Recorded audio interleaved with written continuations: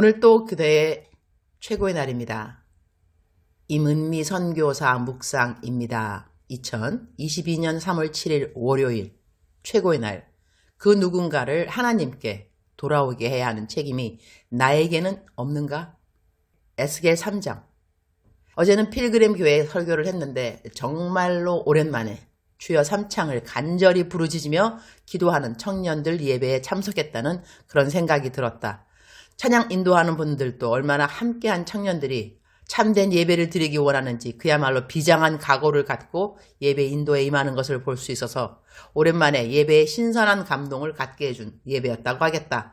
청년들을 참으로 사랑하는 담당 교육자의 마음도 그분과 둘이서 대화하는 가운데 그대로 전해져서 그래 우리 한국의 청년들 사역에 암만 힘이 든다 하더라도 그래도 이렇게 맡은 곳에서 최선을 다하는 주의 종들이 있구나 라는 생각을 갖게 해주어 어제 예배는 나에게 위로와 힘이 되어주는 예배였다고 하겠다. 어제 설교를 하러 나가기 전에는 아침부터 사람 마음을 적잖이 상하게 하는 그런 문자와 요구가 들어왔지만 마음에 있는 말 그대로 다 하지 않고 잘 참았으니 그것도 감사. 설교에 큰 은혜가 임하려고 그런가 보다 하고 주님 들으시기에 나를 칭찬해 주실 만한 상황 해석을 잘해서 감사. 에스겔 3장 18절. 가령 내가 악인에게 말하기를 너는 꼭 죽으리라 할 때에 내가 깨우치지 아니하거나 말로 악인에게 일러서 그의 악한 길을 떠나 생명을 구원하게 하지 아니하면 그 악인은 그의 죄악 중에서 죽으려니와 내가 그의 핏값을 내 손에서 찾을 것이고 When I say to a wicked man, you will surely die, and you do not warn him or speak out to dissuade him from his evil ways in order to save his life, that wicked man will die for his sin, and I will hold you accountable for his blood.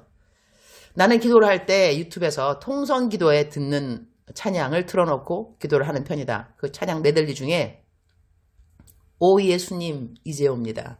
못 박히신 십자가 앞에 울며 내가 옵니다. 이런 찬양이 있다. 정말 오래된 찬양인데 내가 워싱턴 순복음교회에서 중고등부 전도사 할 때 우리들 금요 예배 찬양 시간에 거의 18번 찬양으로 불렀던 찬양이다. 이 찬양을 들으면 저절로 그때 아이들과 함께 얼마나 열심히 찬양하고 은혜 받고 함께 신앙생활 했는지 저절로 기억이 된다. 미국에는 눈이 많이 오면 교회 예배를 그날은 안 드린다고 교인들에게 알려주는데 어느 금요일 정말 눈이 많이 와서 학생들한테 다 광고하고 교회 나오지 말라고 했는데 아이들이 교회를 굳이 다 나왔던 적이 있다. 금요 예배 한 번이라도 빠지면 아이들이 얼마나 섭섭해 했는지. 그때 당시 사고 치는 녀석들이 우리 교회에 와서 다들 은혜 받고 변한지라 그 당시 주위에서는 문제 있는 애들은 다 워싱턴 순복음 제일교회 학생부로 보내라 라는 평판까지 들었었던 것을 기억한다. 그 교회에서 내가 처음 교육 전도사로서 나의 풀타임 사역을 시작했는데 정말 내 사역의 첫사랑 시절이라고 하겠다. 아이들을 정말로 사랑했다. 수양회 시작하는 날이면 그 전날 금식 기도로 준비하는 것은 기본이었고 애들 붙잡고 기도 시작하는 수양회는 때로는 밤을 새일 정도로 아이들과 함께 부르짖으며 기도를 했었다. 수양회 마치면 학생들, 교사들, 나 모두 다 목소리가 가는 것은 당연. 주삼창을 얼마나 부르짖으면서 기도했는지 나보고 지금 그렇게 사역하라고 하면 못할 것 같아. 그러나 그때는 내 나이 꽃다운 24살의 나이 내 청춘을 정말 불살라 사역했던 때가 그때였는데 지금도 나는 그 녀석들을 위해 생각날 때마다 기도를 한다. 내 기도는 짧다.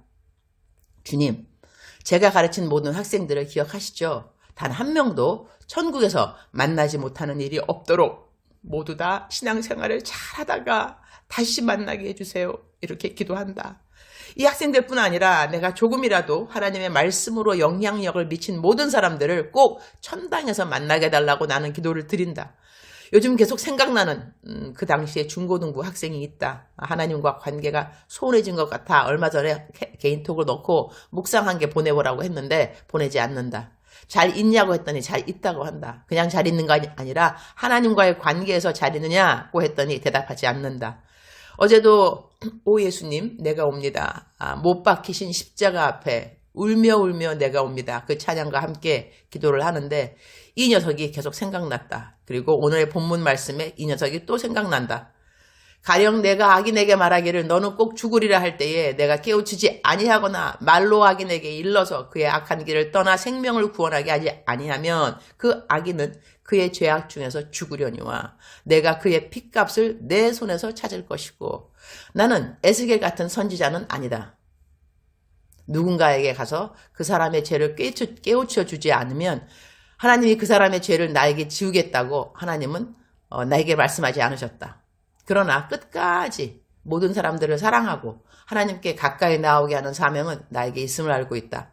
신앙생활을 함께 시작한 사람들 끝까지 믿음의 경주에서 완주를 해주면 얼마나 좋을까. 그렇지 못한 사람들을 그렇게 될 수 있도록 서로의 최선을 다해서 도와주는 것은 필요하다고 하겠다. 하나님을 믿고 신앙생활을 한다고 하는 것, 처음보다 끝이 더 중요하다는 것을 알 수 있다. 에스겔서 3장의 오늘 본문 말씀과 맞물리는 다른 구절들을 그대로 옮겨본다. 에스겔 3장 17절 사람아 내가 너를 이스라엘 족속의 파수꾼으로 세웠다. 그러므로 너는 내가 하는 말을 듣고 나를 대신하여 그들에게 경고하여라. 18절 가령 내가 악인에게 말하기를 너는 반드시 죽을 것이다 할 때에 내가 그 악인을 깨우쳐 주지 않거나 그 악인에게 말로 타일러서 그가 악한 길을 버리고 떠나 생명을 구원받도록 경고해 주지 않으면 그 악인은 자신의 악한 행실 때문에 죽을 것이다. 나는 그 사람이 죽은 책임을 너에게 묻겠다. 19절 그러나 내가 악인을 깨우쳐 주었는데도 그 악인이 그의 악한 행실과 그릇된 길을 버리고 돌아서지 않았다면 그는 자신의 악행 때문에 죽을 것이다. 그러나 너는 내 목숨을 보존할 것이다. 20절 또 만약 의인이 지금까지 걸어온 올바른 길에서 떠나서